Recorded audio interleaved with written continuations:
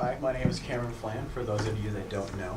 My research question is, how do different manipulations on photographs affect how appealing the photo is to the viewer, and how much editing is too much?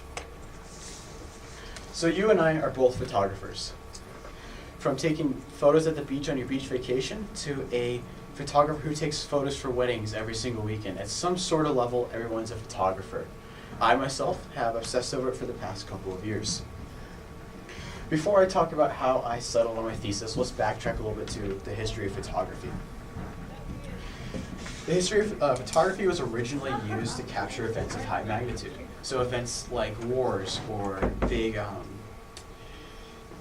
cases in hospitals where they were doing big surgeries. They used these cameras to capture these events of high magnitude. They did this because you couldn't really capture these events through a painting or writing and do these events justice. In these moments, they were captured by the Daguerreotype. The Daguerreotype was the first camera used on a mass level. This camera was invented in February of 1839 and was revolutionary for its time. It offered an 8-hour shutter time, so that means that it took 8 hours from the beginning to the end to take one photo.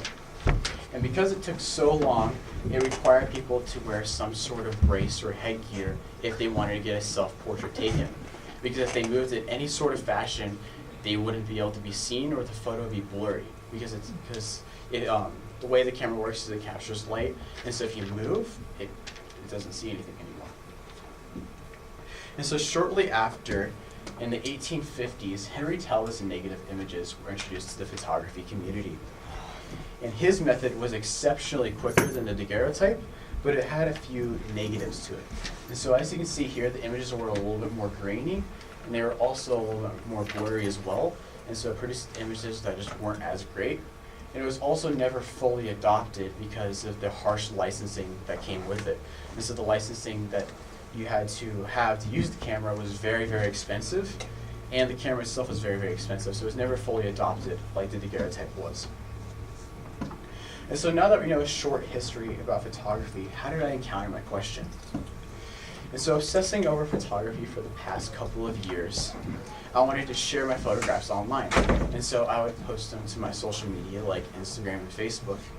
And I'd find that each of my photos received a different amount of likes for multiple different reasons that I didn't fully understand. And so doing a little bit of research, I realized that it boils down to 4 main reasons that you get likes. One is the amount of followers you have, the amount of hashtags you use, the photo itself, and the timing that you post the photo, so the time of day that you post.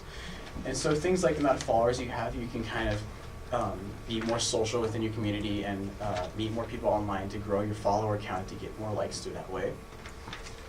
The amount of hashtags used is kind of linear with the amount of likes you get, so generally the more hashtags you use, the more likes that you can get on your photos. And the time that you post your photo, you can kind of experiment with to find if the best time for you to post is in the morning or the evening when people are generally on social media. But the photo itself tends to be a little bit more subjective. People don't really know exactly which way you can go to make your photos a little bit more better, how you can take them to get the most engagement. And so I wondered, what makes a photo more appealing than the same photo edited a different way? And so as you can see here, it's a little bit hard to tell, but this image is a little bit more darker than this one is. It was taken from my drone. It was an aerial shot of Durango, so this is the Animas River here. But one's a little bit more darker than the other, so you most likely prefer one of the two. And I wanted to find out why people prefer images that are edited slightly differently. And so doing a little bit of research, I realized there's not an answer to that, which is kind of a low point, but it drove me to dig a little bit deeper and look at ulterior questions that I didn't think about before. Things like, how much editing is too much in a photograph? Is photoshopping an image like this a little too much? Is this okay? Who's editing photos that shouldn't be editing their photos? And so with these questions, I settled on my final thesis, which I mentioned earlier, and that was, how do different manipulations on photographs affect how appealing a photo is to the viewer and how much editing is too much? And in my research, I found that In 2014, over 90% of Americans own some sort of smartphone that can access social media and post on social media very easily. But how has a smartphone and its connection to social media affected photography? With the evolution of social media, people began by posting their key moments in their life.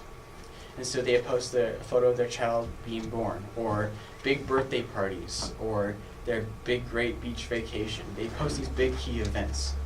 But over the years, social media has kind of evolved into a lifelong story. People have begun to post a photo every single day. And because they're posting every single day, it's kind of lowered the quality of the images that they are posting. And so instead, maybe it's just a selfie every single day, and to make their photos stand out just as much as they did before on their big vacations that they were posting, they would edit their photos and bring out the colors and things like that to make the image still stand out just like it did before. And so, as photography has evolved, people have also begun to not talk as much in person, which is kind of a problem. You talk more and more online, as you can see here. These two people are talking through Facebook Messenger. And when they do that, it's very easy online to say that when they ask how you're doing, just to say, oh, I'm fine, everything is great. When sometimes that's the contrary. Sometimes you could be very depressed and having a very bad time. And you can see that here. This girl's name is Sarah, and she runs a health blog on Instagram. And she seems super happy in this photograph right here, but sadly, a couple weeks after she posted the photo, she ended her life to depression. And so, as we can see, it's kind of hard to tell who's doing good and who's not, because we're posting this constant stream of photos that needs to be great. And we're editing them to make them stand out even more. But that's not the only way that photography can hurt us in its editing and the way that people edit it. And there's more than one way that it can hurt us. And one of the major ways that can hurt us is through the news. News organizations over the past decade have begun to edit particular photos in ways that misrepresent the situation. As you can see in this photo here, a news organization edited the original photo here to add an additional rocket to make the situation seem a lot more intense than it actually was. And they do that to get more of a reaction out of the community that they're releasing their news to. They want to do this to increase engagement, sell more magazines, sell more newspapers. They want to get the bigger and bigger crowd to represent who they are. And there's many more different instances of this happening. There's instances where there's big protests happening in the city, and they're photoshopping in celebrities into these photos so that the big protests seem a lot more of a bigger issue than they might have been before the celebrities were photoshopped in. And so what can we do to stop this from happening? Because I think we can all agree that we don't want images in our media that are false, because at a certain point it kind of transforms into propaganda. And so one option is to create laws. Countries like Great Britain and France have tried to create their own laws by implementing legislation into their systems. But sadly, none of this legislation has passed yet. But it's something to keep in mind for the United States as we progress into the future. Should we limit our news organizations from doing the same thing of editing these photos? That's something to keep in mind. But another thing to keep in mind is if we do add all these laws for organizations, where does that leave artists? Because artists, they create their art, they create their different art pieces, and sometimes they change their photos to make them stand out a little bit more, and then sell those photos online and make money off of them, such as news organizations make money off their newspapers. Are they held to the same standards so they get to have their artistic freedom? And so, with photography editing being such a large issue in this day and age, what can we do to still add a little bit of a tweak to our photos to make them stand out in social media? I found that to be recoloring. So as you can see here, I added a little bit more greens to the background of the photo, brought out his skin tone a little bit, sharpened the photo and things like that, which is easier to see on a laptop and not a projector, but some of those things that are what I did add. And this seems to be the best option, at least in my mind, because you're editing the photo to brighten the colors a little bit, but you're not misconstruing the situation. And you're not really changing everything too much to the point where it kind of hurts people. And so to find out which edits are the best edits you can do to recolor your image, I ran an independent research study. And this is my survey here. So I posted this survey to Animas High School and then also Reddit.com, which is a service where it's basically a big form website where you can post different surveys or different topics and have people look at it for you. And so I got about 70 results from Animas High School students and teachers, and then 24 from the Reddit website. And so the survey was conducted in a way that I had an image where, at least on this page, there was a contrast adjustment. So this one had a little bit lower of a contrast, and this one had a higher contrast. And participants were asked to tell me if they liked the left image more, the right image more, or if they couldn't tell the difference between the two. And they were asked to explain why. And then they would do that for the 3 continued photos. And then on the next page, they would ask, respond to images that had a saturation adjustment to them. And then the next page would be a warmth adjustment. And then the final page would have a contrast adjustment. Or not a contrast, I'm sorry, an exposure adjustment. And so from my results, I found that 58.3% prefer higher contrast.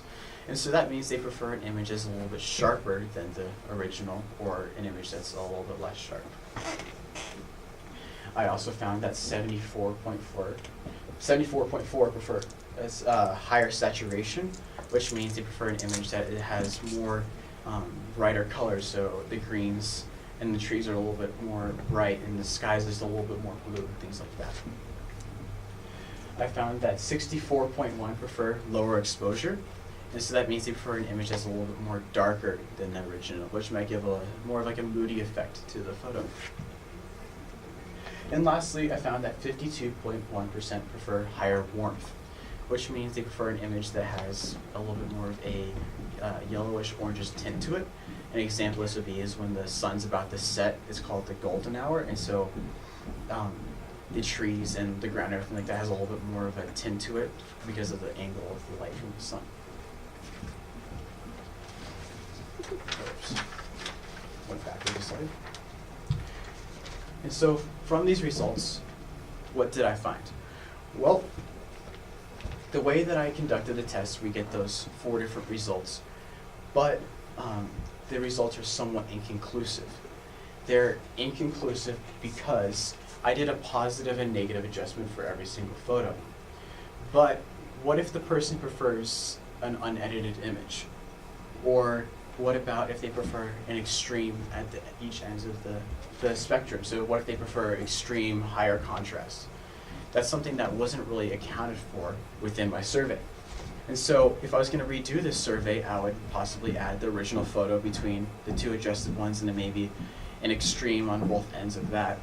Or sit down in an interview style survey and adjust the slider through a photo editing software program to find if there's possibly a sweet spot within the photography edit. Another thing to keep in mind is the sample size I had. I had about 70 students from Animas and 24 from Reddit. What about a sample size that's larger or from a different location, such as Los Angeles or Denver or Miami, where they see things that are different than students see here at Animas? And so because of that, the results were inconclusive, but it's a good base for further research in the future. And so in conclusion, it's clear that photography editing will never go away with its clear widespread adoption. But it's important to understand the implications of this. There's things that need to be accounted for. Is it important to create laws like other countries are trying to do to stop news organizations from editing their photos that misconstrue the situation? Is it important to leave these laws open for artists? There's a lot of different things that we need to keep in mind. If we allow recoloring to still happen, where does that leave people who are posting their images on social media every single day, trying to make them stand out a little bit more? There's a lot of things that need to be accounted for, but through my research we found kind of a good base on where we need to go next. Thank you. Thank you, Cameron. All right, so Cameron, if you want to just stay up here, we're going to open it up to questions both from our panel and from our audience. So if you have a question for Cameron about his research, please raise your hand and he will call on you. Max? So if we were to implement like some sort of laws, like what would that look like? Like, can you give me some examples of just like a standard we can apply to a picture? Yeah, exactly. So that's a great question. If we were going to implement some laws, there's some things that we could do is if the company still chooses to adjust their photos, require them to write something below their photos on how they edited the photo, or if it's a news organization who possibly edited the photo to make it less blurry, maybe require them to show the original along with it, just so there's a little bit more transparency between the company and the people that are viewing it. Celia? What do you want us to take away from this presentation in regards to photography? Do you want us to start thinking about the way that we are editing our photos has larger implications, or do you want us to keep in mind what you told us about like contrast and stuff when we're editing our photos? So I guess both of those aspects, understanding the implications of over-editing your images and the people that are already doing that through news organizations, but also understanding what you can do to your own photos to make them stand out just a little bit more. Just so you understand how to edit photos, and that it's not necessarily a bad thing, but understanding the limitations of it and the implications of over-editing. Okay, but are you considering editing to be like putting something in a picture that's not really there, like the rockets, or adjusting saturation, because those are two different things? So I think there's different levels to editing. I think there's the recoloring level that I went through with my survey, and then there's the whole nother level where you're editing the photo to make the model a little bit more skinny, or adding a rocket to the photo. I think there's different levels of editing which add more and more implications as you go. If that answers your question. Yes, it does. Lori?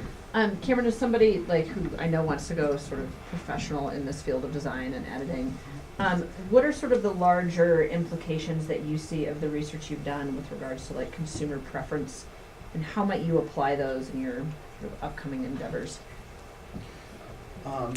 So I think as I kind of look at going into this field, we'll start to see more and more that they'll want their images possibly a little bit recolored to bring out some of the colors and things like that, but there'll be a little bit more resistance when it comes to retouching the photo. So like, at my internship, my mentor would edit photos in a way that she removed freckles and pimples and things like that from the face. And I think we'll see a little more resistance from that in the future, and that it might start to be a market for not necessarily retouched photos, but more of like the true altruistic sense, like just the true photos that were just basic, how they were taken and who that you actually are, instead of more unfiltered. Do you think there's a difference in the type of editing that works based on the purpose of the picture? So I think there is a little bit when it comes to the purpose of the photo, but I think that falls more within the artistic sense. And so I think there's a limit to when editing photos in a way that changes the situation based on news and things that are need to be actually true, altruistic things, but things that go to like create a different type of mood within the photo. Those are more of an artistic sense, and I think that's more of a, okay, it's kind of a subgenre of photo manipulation, which is something that will kind of have to be addressed if there's some sort of legislation to be added. See you later. Isn't adding legislation to like what you can post picture-wise, like kind of like freedom of speech? To an extent, I think it is. So, I mean, it does fall sort of under this free speech genre. That's very true, but at a certain point, we also have to kind of have sort of checks and balances. So we also want to have a free speech, but at a certain point, is the free speech going to start to hurt us, like especially in news organizations? So I think there's a lot of free speech that we can still be had with photo editing and its limitations. These limitations are at a certain point where it starts to hurt people, I guess.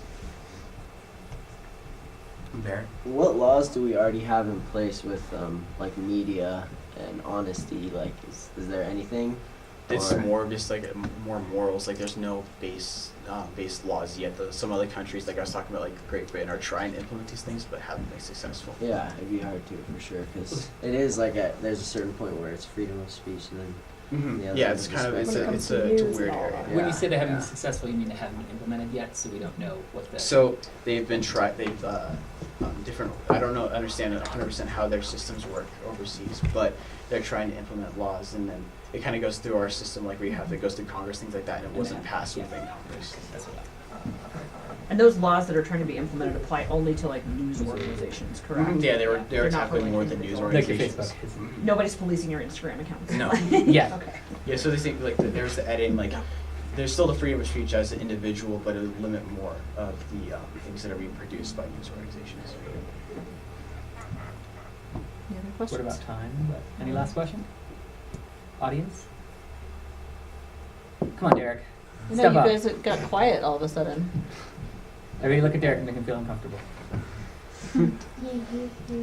All right, we'll stop there then. Thank you, Cameron. Thank you. If you would step